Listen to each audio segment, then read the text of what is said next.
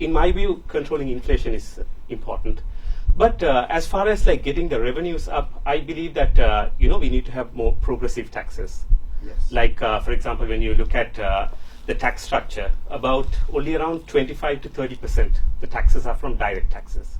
Right. So most are indirect. Yes. So when you have a problem we've had throughout our history. Throughout, yes. So so even the tax revenue, I mean government revenue to GDP ratio was good. I mean in the mid 90s when President Premadasa, the senior President Premadasa was there, and then even at the first few years of President Chaka's rule, we had a government revenue to GDP ratio of around 20%. Okay. So it drastically went down. So the previous government brought it down to 8%, which is one of the lowest in the world. So here in this environment, it's going to be a bit challenging. But my suggestion is, we need to focus on the direct taxes, right, because indirect taxes are affecting the poor. And so by this, like for example, we live in a country where there are over 1 million cars. And even if you want to buy a car which is 10 to 15 years old, it's still around 3 million rupees. But how can people, like 1 million registered with cars, but only around 200,000 tax files, and even those are not active. Right. So we need to focus on these areas. So progressive taxes, and also I feel that tax slabs are a bit too narrow. We need to widen it a bit.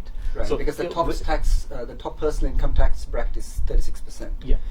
And there's no, so it doesn't matter how many billions you earn per year, you're still capped at 36%. Yes. So that's and since it's at a much lower rate, the amount.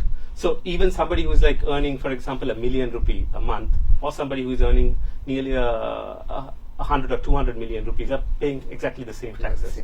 So there's a bit of unfairness. And also, I also would like to work on, the government to work on ways where we can do direct cash transfers rather than subsidies. Okay. Like one example is, for example, petrol has been subsidized. I mean, somebody who is driving a Land Cruiser in Colombo, he pumps petrol. So his fuel is subsidized. Yes.